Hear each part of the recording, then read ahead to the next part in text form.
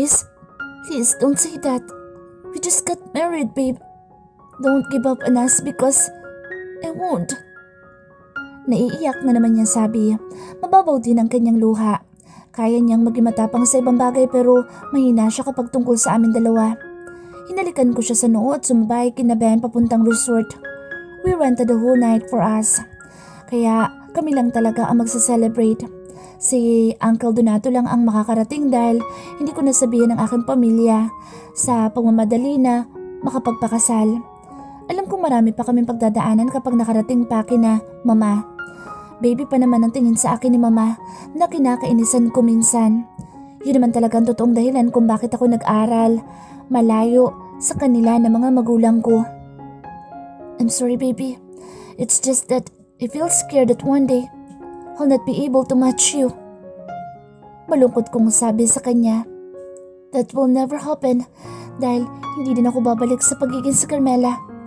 We can build our own Aris. Kanyang paniguradong sagot. Kaya ba namin magtayo ng sarili naming negosyo? Kakayanin ba namin talaga yun?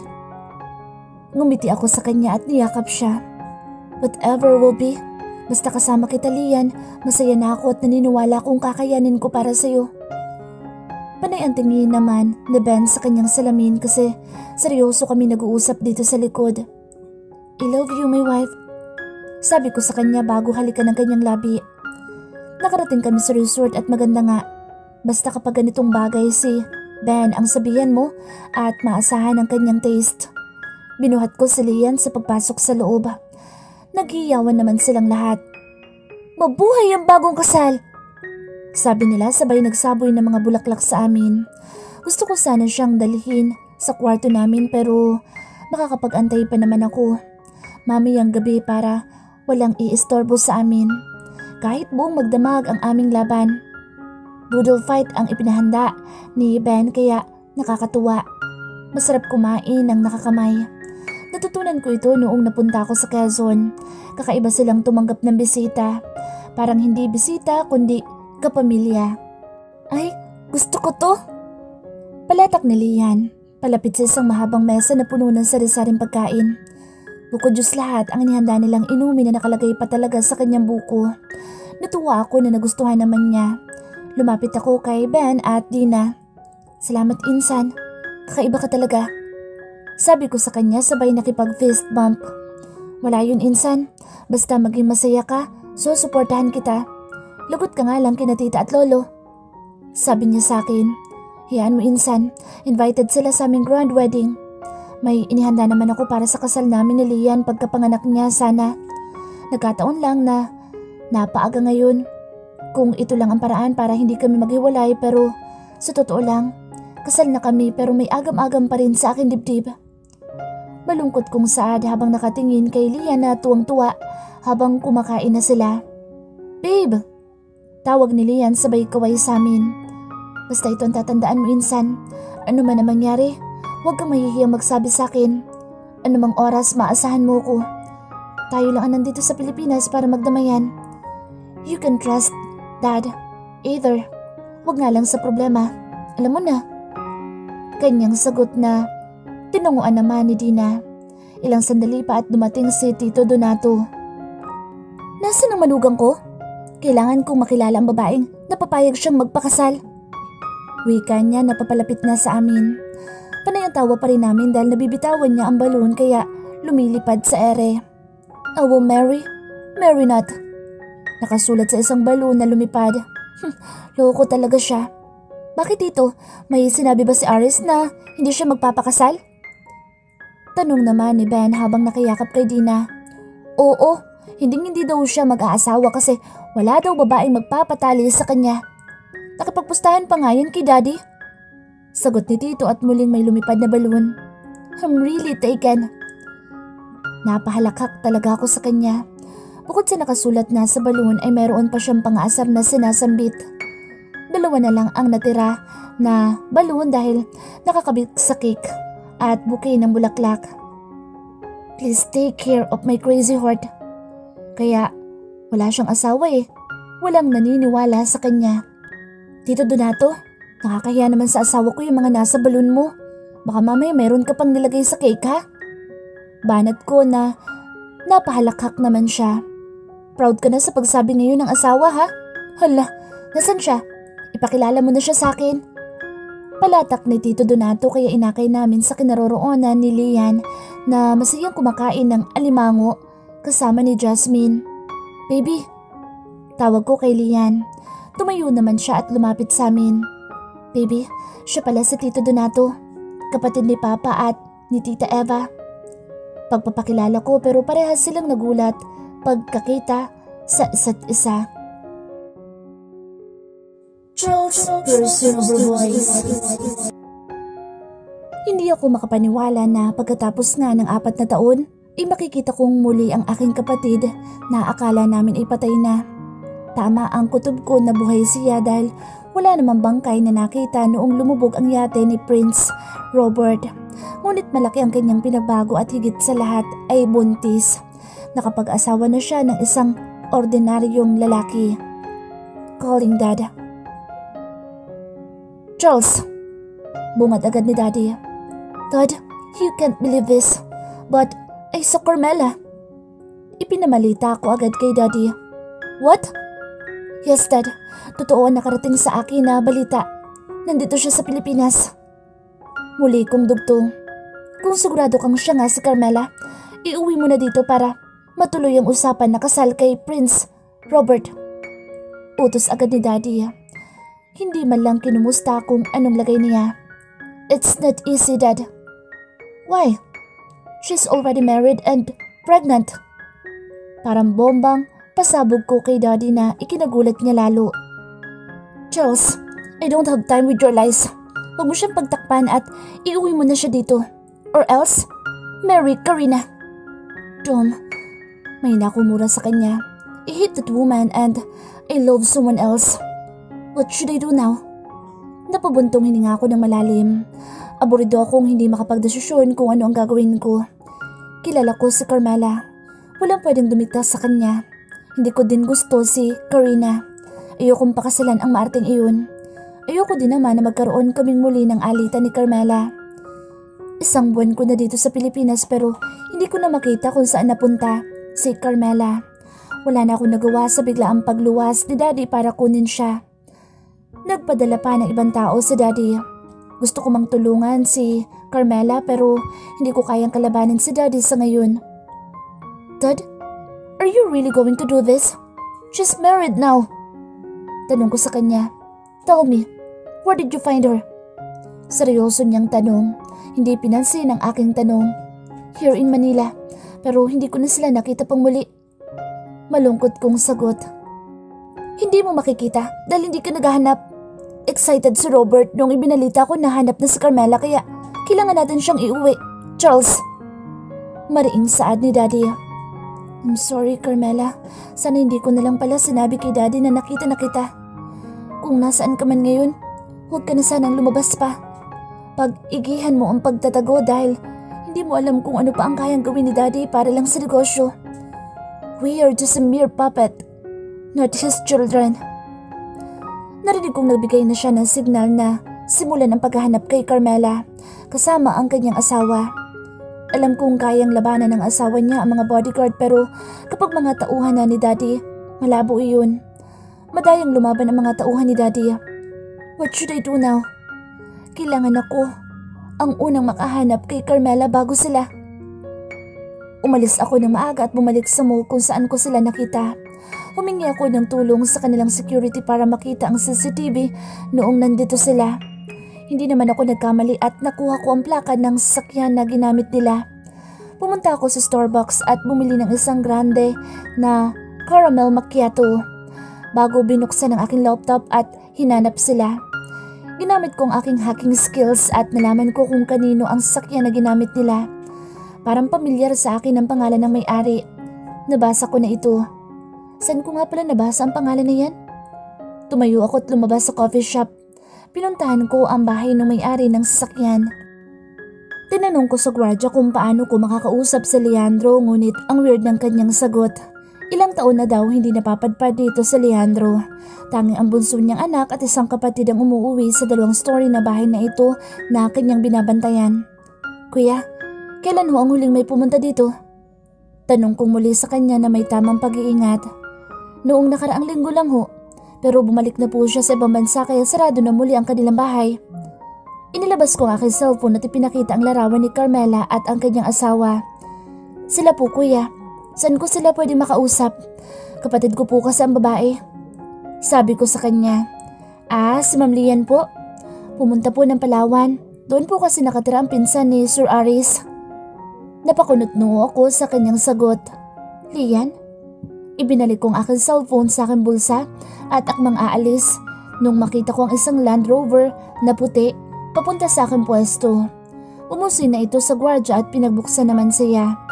Sinundan ko ng tingin ngunit bago pa tuluyang makapasok ang sasakyan ay lumabas si Aris, ang asawa ni Carmela. Anong ginagawa mo dito? Matigas niyang sabi pagkatapat sa aking harapan. Lumunok ako bago nagsalita. Hindi ko pa nakakalimutan ang natamo ko sa kanyang mga sapak at sipa. Gusto ko lang makausap ang kapatid ko. Maayos kong sagot sa kanya. Hanggat maaari ayaw kong pagdudahan niya ako at makatikim muli ng sapak. Masakit yun. Para saan? Ayaw ka ninyang kausapin kaya makakaalis ka na sa aking pamamahay. Teka, hindi ka nagdala ng mga aliporos mo ngayon? Baka magkapira-pira sukat. Nandito ka mismo sa aking teritoryo. Maanghang niyang turan. Pakisara ng gate, Manong. Utos niya sa gwardya ngunit hindi ako pwedeng umalis dito na hindi siya nakakausap. I need to warn my sister. Please, let me talk to her. Muli kong pahabol na sabi. Believe me. She needs to know kung ayaw mong may mangyaring masama sa kanya. Muli ko pang dugtong. Tumigil siya sa pagpasok at tumingin kay Carmela. Ilang sandali pa at lumabas na si Carmela. Nanatiling nasa malapit lang naman ang kanyang asawa na may alertong galaw. What do you want to tell me, kuya? Tanong agad ni Lian. I'm sorry, Carmela. Dapat hindi ko na sinabi kay daddy na nakita na kita. I hope it's not too late. Pagingi ko ng paumanhin. Napatigil ako sa pagsasalita nung nag-aya si Aris na pumasok kami sa loob ng bahay. Aris personal voice.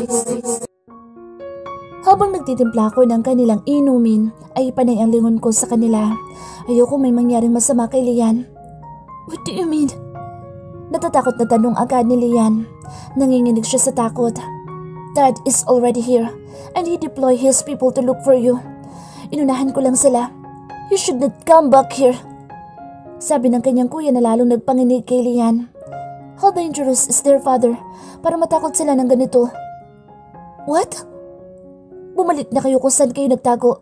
Carmela, he can't help you right now. You are both in danger. Dad brought doctors and surgeons with him. Kanyang pakiusap. Napakunot-no ako. Para saan ang mga doktor? Wala naman sakit sa Lian. Kuya, bakit mo kasi sinabi sa kanya? Umiiyak na pagmamaktol ni Lian. Because I thought, kapag binalita kong buhay ka, hindi na niya ako ipakakasal kay Karina. I hate that woman, Carmela. Hindi ko din naman alam pagkatapos ng 4 na taon wala pa rin nagbago sa desisyon niya. Pagmamaktol din niyang sagot. What? Simula naglaho ka. Ako naman ang hinanapan niya agad ng magiging asawa. Si Karina ang napili niya. Akala ko kapag nasabi kong buhay ka, hindi na matutuloy ang aming kasal ngunit kapag hindi daw kita maiuwi ay pakakasalan ko si Karina. Paliwanag ng kanyang kuya. May saltik ang tatay nila para gawin ang mga bagay na ito. I'm still grateful. My parents doesn't torture us in the name of money. Bakit mo ko tinutulungan ngayon? Hindi ba dapat sabihin mo kung nasan ako? Sagot ni Carmela. Dahil kapatid kita at mahalaga ka sa akin. I didn't mean to hurt you that way, Carmela. You knew that I'm just stressed and following Dad. Dad's people do dirty works kaya umalis na kayo. You may lose your unborn child or him. Muling pakausap ng kanyang kuya. No, kuya. I love him so much. Mamamatay muna ako bago niya piliting magpakasal sa kanya. Umiiyak na sagot ni Lian. I am sorry, Carmela. Umiiyak din na sagot ng kanyang kuya nung tumunog ang telepono nito. Dinampot niya ito ngunit hindi niya sinagot at inihagis sa mesa. Lumapit ako't dinampot ang kanyang telepono. Karina, tumatawag ang fiancé niya. Tumingin ako sa kanya ngunit namumula ang mukha sa pag-igting ng kanyang panga. Malungkot ako nakatingin sa kanila. Aanhin mo maraming pera kung malungkot ka naman. Lian's person over voice. Hindi ako mapakali dahil sa sinabi ng aking kapatid. Seryoso ba talaga si Daddy na sisirain niya ang buhay namin ni Kuya? Hindi pa ba sapat na hindi sila masaya ni Mommy dahil hindi siya ang lalaking mahal niya? Pinilit din silang ipakasal dati dahil sa naging utang ng pamilya ni Mommy kina Daddy. Pero ang totoong dahilan ay gusto talaga ni Daddy si Mommy. Naging malungkot ang kanilang kasal at honeymoon. Sinasaktan ni Daddy si Mommy tuwing tatanggihan siya kaya kami nabuo ni Kuya. Kung tutuusin, rape ang ginagawa ni Daddy kay Mommy. Hanggang sa pinabayaan na ni Mommy na paikutin ni Daddy ang buhay niya dahil nabalitaan nitong nagpakasal din sa iba ang lalaking minahal niya. Bakit kailangan namin maranasan ang pinagdaanan nila? I know how Kuya hates Karina. Karina is naive, brat at maarte. Hindi tipo ni Kuya ang katulad niya pero itong si Karina ay may lihim na pagtingin kay Kuya. Simula noong nakita niya si Kuya noong kolehiyo pa lamang kami. Siya naman ang nag-iisang anak na babae ng Vice President ng Seoul Corporation na namamayagpag sa Korea at Russia. Kaya lahat ng luho ay naibigay sa kanya. Ang kanyang kuya ay isang prosecutor sa Korea. Nakaramdam ako ngayon ng takot na nasa paligid lang ang mga tauhan ni Daddy. Kung may surgeon, isa lang ibig sabihin, gusto niyang ipalaglag ang aking anak. I won't let that happen. This baby is the whole reason I am striving to live. Sila ang dahilan kung bakit humihinga pa ako at nanatiling naging masaya sa likod ng hindi magandang kwento ng aking pamilya. Napatigil ako sa pagmumuni-muni nung pumasok si Aris sa kusina. Babe, untag niya. Anong iniisip mo? Na malalim, na hindi mo malang nagalaw ang pagkain mo? Muli niyang tanong. Napatingin ako sa mesa. Hindi ko man lang nainom ang aking gatas at malamig na rin ang aking pagkain. Sorry, Aris. Nag-aalala kasi ako.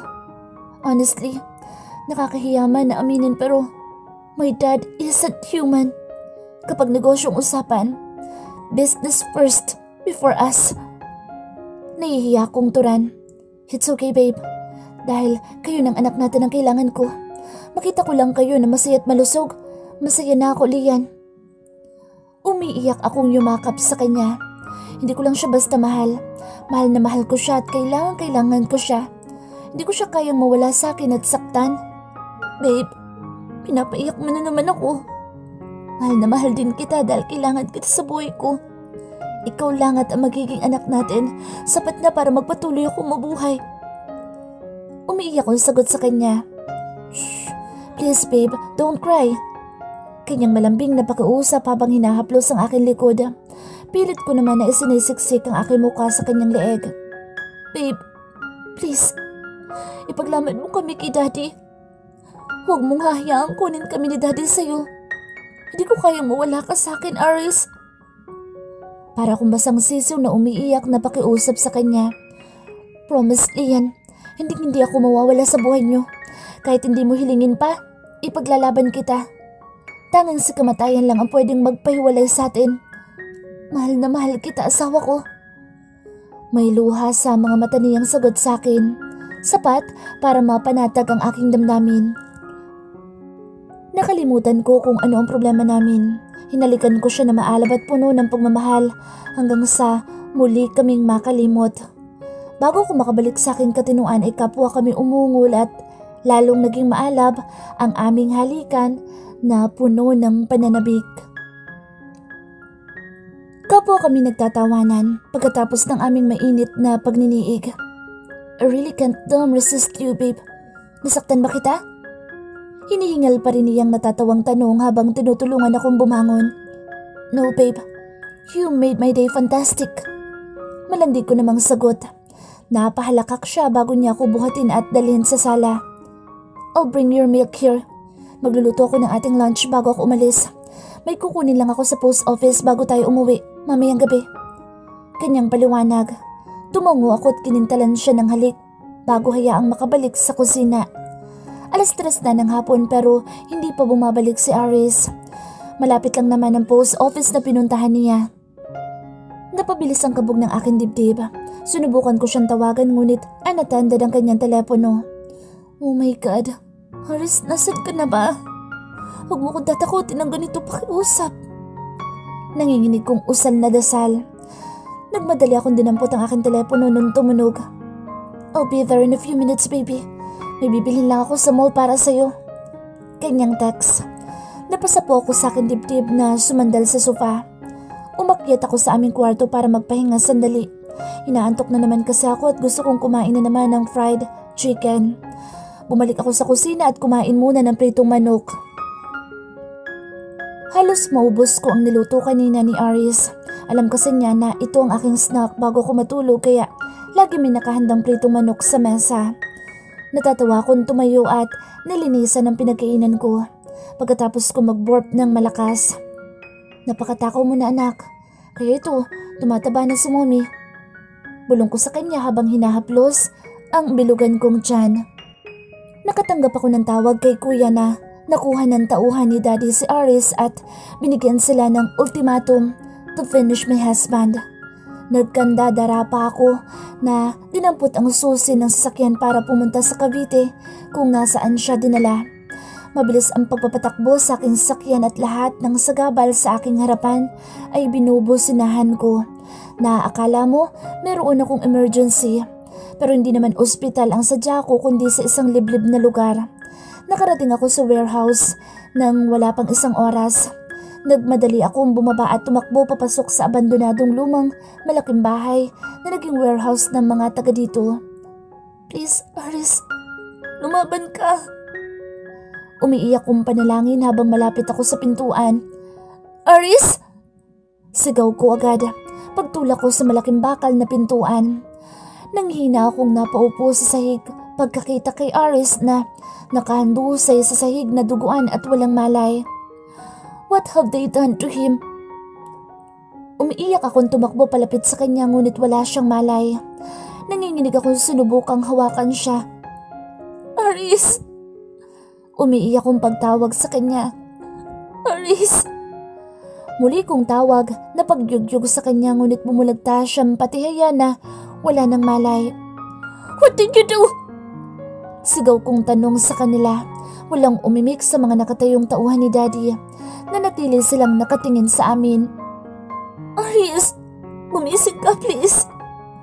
Umiiyak kong pagyugyug sa kanya ngunit lantang gulay na siya. Halos hindi na rin makita ang kanyang muka dahil sa dugo sa buo niyang muka at pamamaga. Bakas ng pagpapahirap nila sa kanya. Mga halimaw sila para gawin ito sa kanya.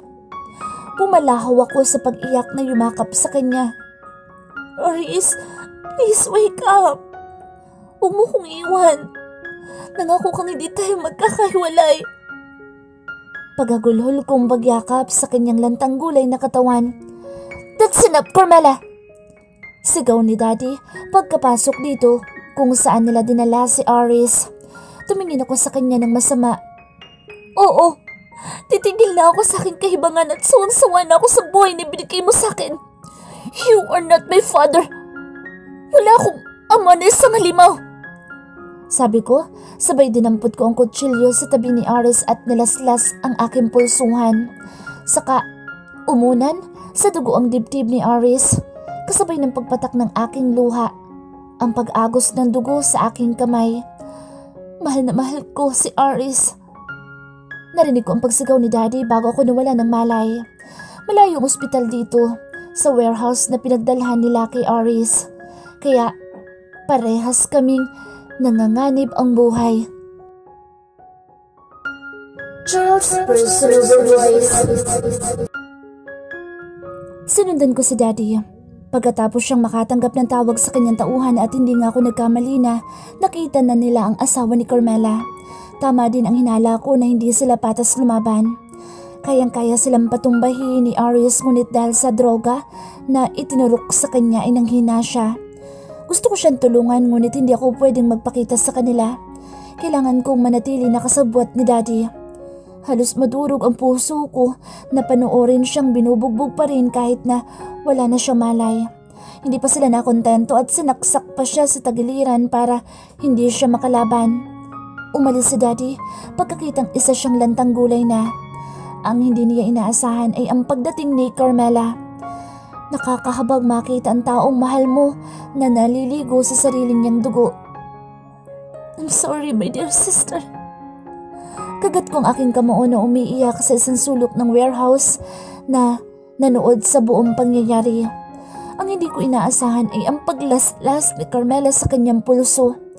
Muntik na akong mabuko dahil sa aking pag-igik sa kanyang ginawa. Carmela. May akong sambit. Nakita ko si Daddy na nagkandara pa na tumakbo palapit kay Carmela. Nangihina akong napaupo dito sa sulok. Pakiramdam ko, pulsuhan ko ang nalaslas. Napahawak ko na mahigpit sa aking pulsuhan. Hinintay ko silang umalis at nagmadaling tinulungan si Aris. Ito man lang ay makabawi ako sa kanya. Napakalaki at mabigat ang kanyang asawa. Alam kong hahalugugin ni Daddy ang buong ospital na pinakamalapit dito kaya hindi ko siya dinala sa ospital. Humingi ako ng tulong sa lumang bahay na hindi halatang lalapitan ni Daddy. Binalikan ko ang warehouse at sinunog ito. Natakot ang buong pamilya pagkakita kay Aris na akay-akay ko. Tinulungan lang nila ako pagkapaliwanag ko sa nangyari. Lola, pakitulungan po ang kaibigan ko. Mag-iwan po ako ng sapat na pera na kakailanganin niyo basta po itago niyo siya. Nanganganib po ang buhay niya kaya hindi dapat malaman ng sinuman na may tinulungan po kayo. Mariin kong bilin sa kanila. Nag-iwan ako ng 50,000 na gagamitin nila para magamot ang mga sugat niya. Umalis ako sa lugar at bumalik sa Maynila. Dahil sa mga dugo sa akin damit ay kinailangan kong umorder online ng damit at naghintay sa tapat ng isang tindahan na ginamit kong address. Kailangan ko ng damit na pagbibihisan bago umuwi ng bahay at paniguradong mauuna si na Daddy sa akin. Pagkarating ko sa unit ay wala pa si na Daddy. Nagmadali akong naligo para maging presko. Inikot ko din sa maliit na portable washing machine ang bagong bili kong damit. Lumabas ako sa sala at nanonood ng balita nang dumating si Daddy. Hindi ko siya makausap agad dahil nasa telepono ako. Kausap si Karina. Imbes na magalit ay hindi ako pinansin dahil si Karina ang kausap ko. Ang gusto niyang maging manugang. I'm sorry, Karina. I am busy recently. Sadyang pinarinig kong sagot kay Daddy. I'll come home with Dad. We're just picking my sister. Muli kong sagot. Tuloy ang umalis si Daddy at pumasok sa kanyang kwarto. Ilang minuto lang ang nakalipas at pumasok ang isa sa tauhan ni Daddy na may dalang mga pagkain. Sinanyasan kong pumasok. Tapos na kami mag-usap ni Karina nung lumabas si Daddy na bagong ligo at nakabihis na ng pantulog. Tumuloy siya sa mesa at kumuha ng kanyang pagkain bago ako tawagin. Anong pinag-usapan niyo ni Karina? Kanyang tanong pagkalapit ko sa mesa. Tinatanong niya kung kailan daw ako uuwi at nang makapagsukat na ng aking barong. Ayoko ng barong sa aking kasal. Sagot ko naman. Tumikhim lang si Daddy. Inaba ko ang usapan. Where is Carmela?